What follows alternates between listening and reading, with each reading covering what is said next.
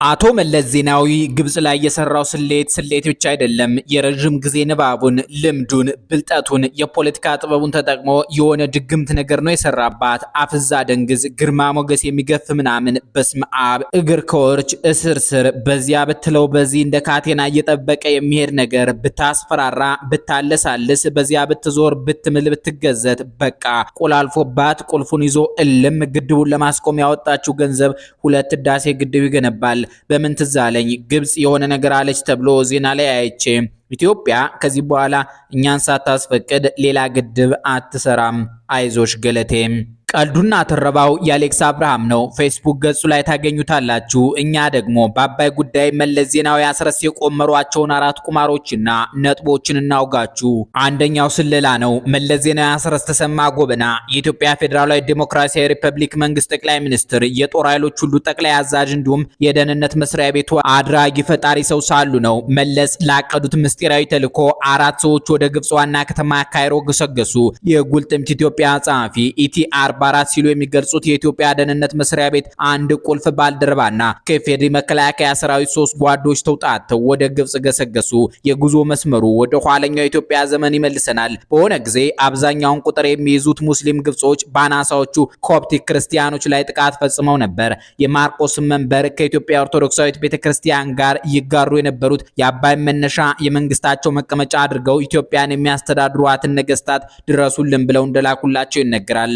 ኢትዮጵያ የተላኩት ፈጥኖ ድራሾች በሱዳን በኩል ገስግሰው ካይሮ በመድረስ ግብጽን አጥቅተው ተመልሰዋል። ሀብታሙ አለባቸው ዳግማዊ ቀላብ ሲሉ የሚጠሩት ኢትዮጵያዊ ሰላይ የተሳተፈበት ተልዕኮ የመጀመሪያ ዓላማ ያንን የአያቶቹ ሰላዮች ግብጽ የደረሱበትን መንገድ ፈልጎ ማግኘት ነበር። ቀጥሎ የሆነውን አንድ የኢትዮጵያ ደህንነት ባልደረባ እንዲህ ገልጸዋል። ግብጾች በህዳሴው ግድብ ጉዳይ በጣም ተበሳጭተዋል። ከኛ ጋር ጦርነት ቢያስቡ ስልታቸው የሚሆነው ቴክኖሎጂ ነው። ኤፍ-17 የአሜሪካ ቦምብ ጣይ ጄት እና አህጉር አቋራጭ ሚሳኤል ብቻ ነው የሚታያቸው። እነርሱም እንደ ብዙ ሰው የእግረኛ ጦርነት ማካሄድ አይቻልም ብለው ነው የሚያስቡት። እኛ ከዚህ ከደህንነት መስሪያ ቤት ይህንን ድክመታቸውን አጥንተን አቀረብን። ጠቅላይ ሚኒስትር መለስ ዜናዊ አስረስ አመነበት። ያን የጥንት መንገድ ተፈልጎ ይገኝ ሲባል 4 የኢትዮጵያ ልጆች ሄዱ። አንዱ መንገድ ላይ ያለ ቢጫ ወባ ገደለው። አንዱ በድካም መንቀሳቀስ አቅቶት እዚያ ሱዳን በረሃ ቀረ። አንዱ መንገድ ተሳስቶ ዳግማዊ ቀላብ የተባለው ኢትዮጵያ ቁልፍ ሰላይ ተው እያለው በግብጽ ገበሬዎች ተይዞ ወደ አሌክሳንድሪያ ተላከ። ጀግናው ዳግማዊ ቀላብ ብቻ ተልኮን ፈጽሞ በድል ተመለሰ። ሪፖርቱን ለመስማት 2 ቀን ፈጀብን። የደህንነቱ ሰው ሆነ ያለውን ለአንዲት ሴት ኢትዮጵያዊት ሰላይ ነግሯት ተሰናብቷል። እኛ ግን የሁለቱን ሀገራት ከዘፍጥረት እስከ ዛሬ የዘለቀ ስውር ፍልሚያ ማሽተታችንን እንቀጥል። በኢትዮጵያና ግብጽ መካከል የሰለልሽኝ ክሶች ደጋግመው ይሰማሉ። ግብጻውያን ኢትዮጵያዊና እባብ መንገድ ላይ ቢያገኙ አስቀድመው የአባይ ውሃ ከሚመነጭባቸው ተራሮች የተወለደውን የአባይ ልጅ መግደል እንዳለባቸው የሚገልጽ የቆየ ትርክት አለ። የኢትዮጵያ መንግስታትም የሀገራቸው ዘላለማዊ ጠላት አድርገው የሚጠሯት ግብጽ አረባዊት ሪፐብሊክን ነው። እናም በዚህ መተማመን የህልም ሩጫ በሆነበት ዓለም ግብጽና ኢትዮጵያ ከላይ በሀብታሙ አለባቸው ጉልጥምት ኢትዮጵያ መጽሐፍ ላይ በተጠቀሰው መልኩ ቢሰላልሉ አይደንቅም። ኤክስ የተሰኘው ማህበራዊ መተሳሰሪያ ገጽ ላይ አስራት ብሎግ በተሰኘ ስም የሚጽፉ አካል በእንግሊዝኛ ያጋሩ ጽሑፍ የግብጽ ሰላዮች ከቤኒሻንጉል ጉምዝ እስከ አዲስ አበባ ሲርመሰመሱ ያሳየናል። ኢጂፕት ሴክሬት ዋር ኤስፒዮናጅ ሳቦታጅ ኤንድ ኢትዮጵያስ ሬኔሰንስ ዳም የተሰኘው የኒው ጸሐፊ መጣጥፍ በኢትዮጵያና ግብጽ መካከል የሚሰማው አባይ ውሃ ላይ የተመሰረተ ፍትጊያ ተራ የፖለቲካ ወክ መስላችሁ ተሳስታችኋል ይሉናል።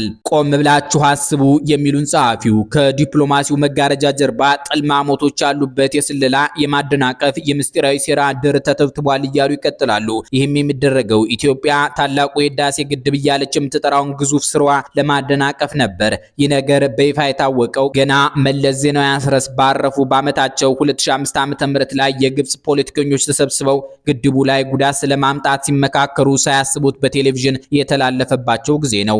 የዚያኔው የሙስሊም ወንድማማቾች ፓርቲ መሪና የግብጽ ፕሬዝዳንት መሐመድ ሙርሲ በስብሰባው ላይ ኢትዮጵያ ውስጥ ያመጹ አካላትን በመንግስታቸው ስለመርዳት ሲናገሩ ተደምጠዋል። ሌላ ፖለቲከኛ ደግሞ ግብጽ የህዳሴውን ግድብ ለማፍረስ የሚበጅ ተዋጊ አውሮፕላን ያላት አስመስለው ወሬ በማናፈስ ለስለላና አቅም ለመገመት ሚና የበኩላቸውን ተወጥተዋል። ራሳቸው ፕሬዝዳንት መሐመድ ሙርሲም ሁሉም አማራጮች ክፍት ናቸው በማለት ኢትዮጵያ ላይ ውጊያ ለማፋፋም ሳይቀር ዝተዋል።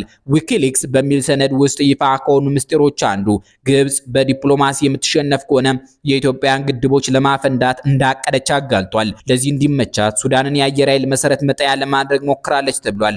በግንቦት ወር 2006 ዓ.ም የኢትዮጵያ መንግስት ከደቡብ ሱዳን ሾልከው በመግባት በግድቡ አካባቢ በስለላ ተግባር ላይ ሲሳተፉ ያገኟቸው ያላቸውን ወንዶች ይዞ ነበር። የያዛቸው መታወቂያዎች ውሸትና የታሰበባቸው ናቸው ተብሎ ጋምቤላና ቤኒሻንጉል አካባቢ ታስረው ቆይተዋል። ከዚህ በተጨማሪ ኢትዮጵያ አላናኒ የተባለ መካከለኛው ምስራቅ የዜና ተቋም ዘጋቢ ተደርጎ በመሬቷ ውስጥ የነበረ ግለሰብ በስለላ ጠርጥራ አባራለች። የኢትዮጵያ መንግስት በቅርቡ እንደሚለው ከሆነ ታላቁን የኢትዮጵያ ህዳሴ ግድብ ከግቡ ለማድረስ በርካታ የሀገሪቱ ልጆች ግብፃውያን ያስቀበሩትን ፈንጂ እየረገጡ አልቀዋል። ኢትዮጵያ ለዚህ ግድብ የሰጠችው ትኩረት አንድ ክፍለ ጦር በጠባቂነት እስከ ማቆም የደረሰ ነበር። የመቶ አለቃ ጋሻው ጤና ወይም በቅጽል ስማቸው ቻቻው ለምን በተሰኘው መጽሐፋቸው ውስጥ በሰሜኑ ጦርነት በአገሪቱ ካለው ጠቅላላ ሰራዊት ትግራይ ያልገቡ 2 ክፍለ ጦሮች ብቻ ናቸው ይሉና ወደ የነበረችው የሁለተኛ ሜካናይዝድ ክፍለ ጦርና ታላቁ ህዳሴ ግድብ የነበረችው 22ኛ ክፍለ ጦር ወደ ትግራይ ካልገቡ ክፍለ ጦሮች መካከል ብቸኞቹ እንደነበሩ ያስረዳሉ።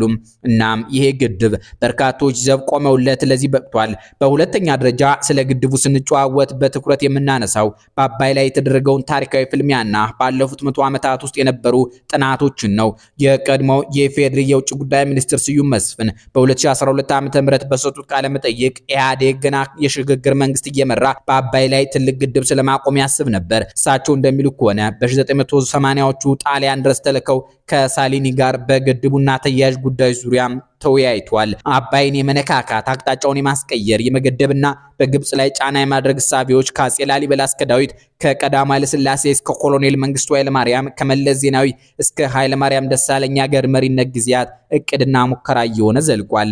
ከእስክንድሪያ ጳጳስ እንዲላክላቸው ለማስፈራራትና በግብጽ የሚገኙ ኦርቶዶክሶች ችግር እንዳይገጥማቸው ከለላ ለመሆን የአባይን የፍሰት አቅጣጫ እንለውጣለን እያሉ ያስፈራሩ የነበሩትን አፄ ላሊበላንና አፄ ዳዊትን ትተናቸው ወደ 20ኛው ክፍለ ዘመን ተግባራዊ የሙከራ ጊዜ ስንመጣ ቀዳማዊ አፄ ኃይለ ሥላሴን እናገኛለን። ግርማዊነታቸው የአባይን ጉዳይ የልዕለ ኃያሉ ሀገር አሜሪካና የጽዮናውያኑ ቀይ እስራኤል የጋራ አጀንዳ በማድረግ የተሳካላቸው ሆነው በታሪክ ተመዝግበዋል። በቀዳማዊ ኃይለ ሥላሴ የሀገር አስተዳደር ዘመን የአሜሪካው ፕሬዝዳንት አይዘንሃወር ለመጀመሪያና ለብቸኛ ጊዜ ኢትዮጵያ ከአባይ ውሃ የመጠቀም መብት እንዳላት መግለጻቸውን ንጉሴ አየለ ተካ ታላቁ ጥቁር ላይ ጽፏል። ያም ሆኖ በቀዳማዊ አፄ ኃይለ ሥላሴ ዘመን በአባይ ወንዝ ላይ ግድብ ለመገንባት በሚል ሰበብ የተሰሩ ጥናቶች ከጀርባቸው ሴራ እንደነበረባቸው የማታ ማታ በተግባር ተጋልጧል። ሴራውም በአባይ ወንዝ ላይ ግድብ ይገነባል በማለትና በጊዜው ከእስራኤል ጋር ከባድ ጦርነቶችን ታደርግ የነበረችውን ግብጽን በሕይወቷ በኩል በማስፈራራት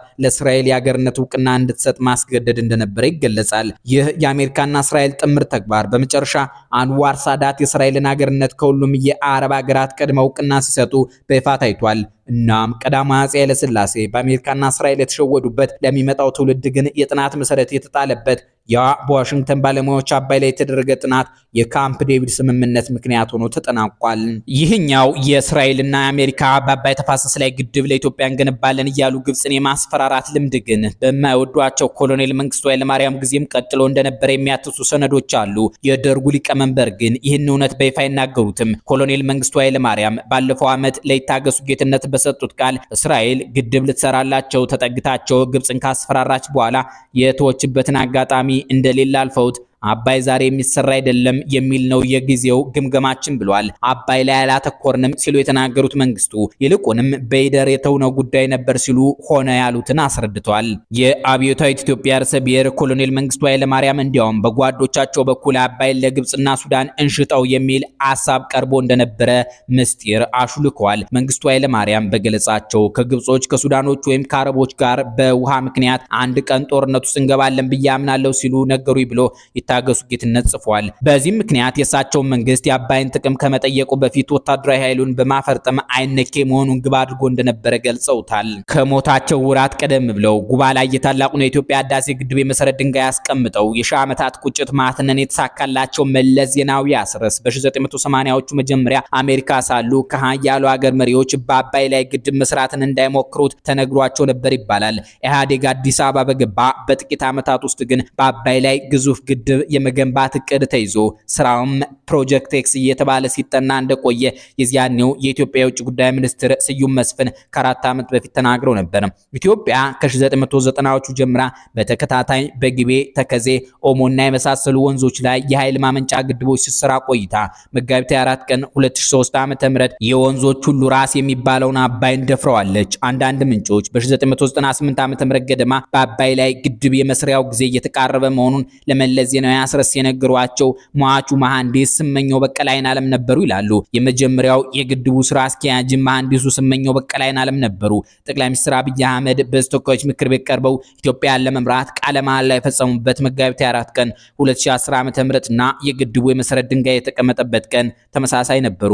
ጠቅላይ ሚኒስትሩም በዚያ ዝነኛ የመተዋወቂያ ንግግራቸው ይህንኑ ማስታወሳቸው አይዘነጋም። በሶስተኛ ደረጃ የምንመለከተው በታላቁ የኢትዮጵያ ህዳሴ ግድብ ዙሪያ የሚመሰረተውን ከተማ ነው። ለአሁኑ በስሙ የሚታወቀውና የከተማ ደረጃ መያዝ የጀመረው የግድቡ ዙሪያ ከተማ አበንኮሮ እንደሚባል ታውቋል። ለዚህ ከተማ ማዘጋጃ ቤት መቋቋሙንም የቤኒሻንጉል ጉሙዝ ክልል ባለስልጣናት ገልጸዋል። እዚህ ላይ ከ1980ዎቹ ወዲህ ቤኒሻንጉል ጉሙዝ የተባለ ክልል ባለቤት የሆነው ህዝብ ማን ነው ብሎ መጠየቅ ይበጃል። የጎጃም ታሪክ የተሰኘ መጽሐፍ በማስነበብ ላይ የሚገኙት አበራረፋይን ያዳሙ ለዝግጅት ክፍላችን በሰጡት ማብራሪያ ቤኒሻንጉሎችን የከናን ልጆች ናቸው ሲሉ ገልጸዋቸዋል። እስራኤላውያን ከግብጽ ወጥተው ከናን ሲገቡ ከከናን ምድር ተፈናቅለው በመምጣት የጎጃም የመሬት ክፍል ከሆነው አሁን ካሉበት የሰፈሩት ከ3000 ዓመታት በፊት ነው ሲሉ አውግተውናል። እሳቸው አጠናውት በሚሉት መሰረትና ስማቸውን በዝርዝር አውቃቸዋለሁ ባሏቸው 56 ዓለም አቀፍ የታሪክ ተመራማሪዎች ማረጋገጫ እንደተሰጠበት ከሆነ የስልጣኔ ሁሉ ጀማሪዎች በላይኛው አባይ ተፋሰስ ይኖሩ የነበሩት ናቸው።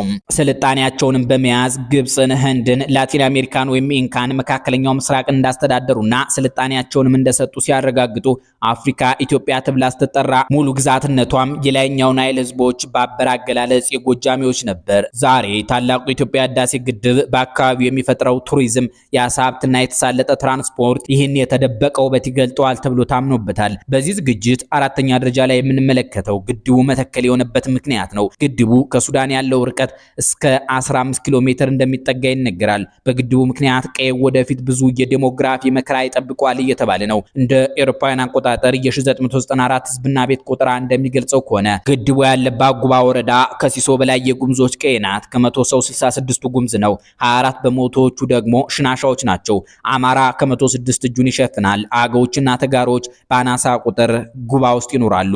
ይህን የህዝብ ስብጥር ይዘን የህዳሴ ግድቡ ለምን የጎጃምንና ሰላሌን የደጀንና ጓሃጽዮንን መገናኛ የአባይ ብርሃን ትቶ መተከል ወረደ ብለን ስንጠይቅ የተለያዩ መልሶች እናገኛለን። ብዙ የሴራ ትንታኔዎች ዋት በ1968 ዓ.ም የጻፈችውን አገር ይዞ የመገንጠል ህልሟ ለማሳካት ግድቡን ከቀድሞው ጎጃም ክፍለ ሀገር ነጥላ ባቋቋመችው ቤኒሻንጉል ጉሙዝ ክልል ውስጥ ከተተችው ይላሉ። ይህን የሚደግፉ አንዳንድ የታሪክ ሰነዶች አሉ። ከኒያም መሃል በ1940ዎቹ የተነደፈው የትግራይ ትግርኝ ካርታ ጎጃምን ቆርሶ የግዛቱ አካል እንደሚያደርግ የሚያትቱ ገጾች አሉበት። ከህወሓት መስራች ታጋዮች ዋናው ስዩም መስፍን ግን ከመሞታቸው በፊት በሰጡት ቃለ መጠይቅ የህዳሴውን የግንባታ ቦታ ከደጀንና ጓሃጽዮን ነቅለው መተከል የወሰዱት በሁለት ምክንያት እንደሆነ አትተዋል። አንደኛው ለግብጽ ይሄን ግድብ የምንሰራው ለኃይል ማመንጨት ብቻ ነው የሚል መልእክት ለማስተላለፍ ነው። አክለው አሁን ግድቡ የሚሰራበት ቦታ እንደ ጎጃም መሬት ለም ስላልሆነ ግብጾችን ያሳምናል ብለው የመረጡት መለስ ዜናዊ አስረስ ናቸው ሲሉ ስዩም መስፍን ተናግረዋል።